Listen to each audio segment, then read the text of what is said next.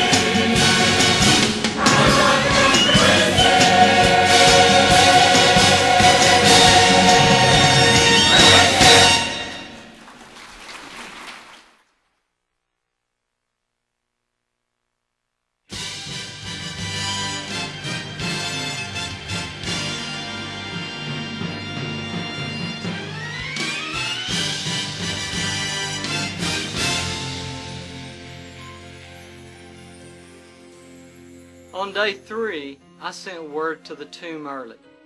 I had expected a daily report from the guards, but they were nowhere to be found. The tomb was empty. I thought the guards were dead at the hands of the people who had stolen the body. If they had deserted their posts, they better be. So they say he's gone. He's risen. I'll not build up my hopes again just to see them die in front of me like they did at Passover. We found the guards. They claimed to have seen angels when Jesus walked from the tomb. I suppose that's what I would have said too if I was about to be executed. There is no excuse in the Roman legion for deserting your post, and I reminded them of that. I told them their only hope was to say that they'd been overpowered by grave robbers. To help them with their story, we gave them some money, and I went to Pilate on their behalf. There were rumors that Jesus had appeared to people after the tomb was found empty. But what changed my world was when he appeared to me. Several of us were hiding in a room, begging God to tell us what we should do. And Jesus came into the locked room. Not a ghost, but a person with a physical body. At that instant, I changed forever. But Thomas wasn't there. John looked like he had seen a ghost. He believed he had seen the Lord, but unless I saw the nail marks on his hand and touched the wound in his side, I wasn't going to believe it. Thomas needed to physically see. I couldn't blame him. It wasn't until I saw Jesus alive that my belief turned around. It had been 2 weeks. The others were convinced. If it was real, I would know. Then, while we were all together eating dinner, I heard a familiar voice. "Peace be with you." Before I turned, I knew it could be only one person. It was him. There were the nail marks in his hand, and the wound in his side. And he believed. My hope had not deserted me. Only my faith had died. But it too has risen from the grave. Jesus was alive. I believe. My Lord and my God. One day every tongue will confess you are God. One day every knee will bow. Still the greatest treasure remains for those who gladly choose you now.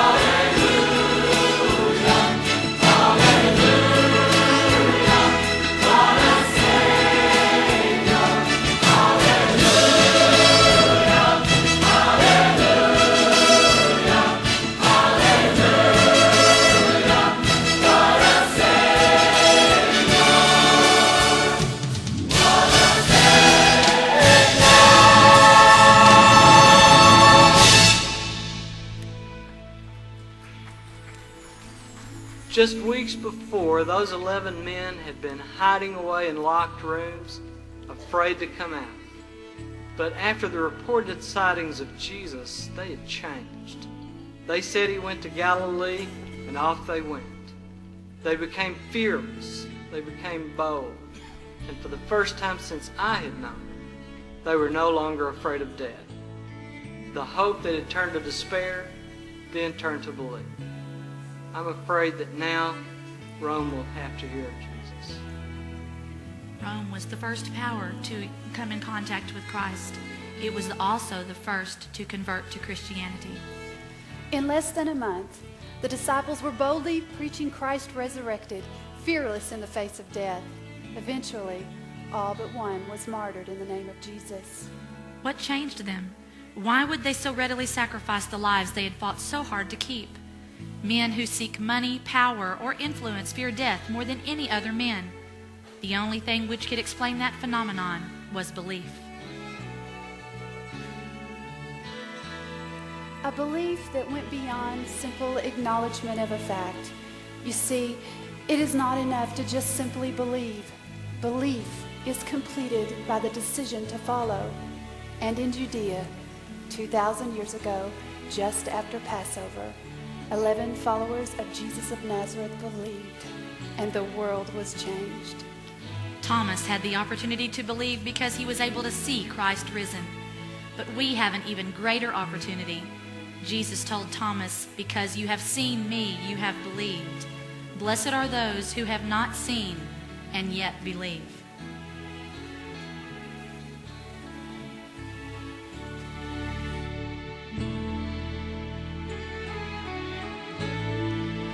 Thank you for the cross, Lord.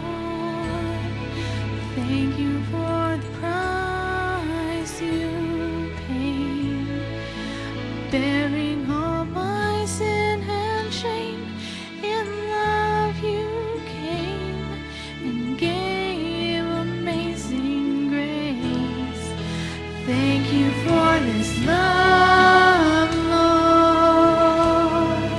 Thank you for the nail-pierced hands. Wash me in your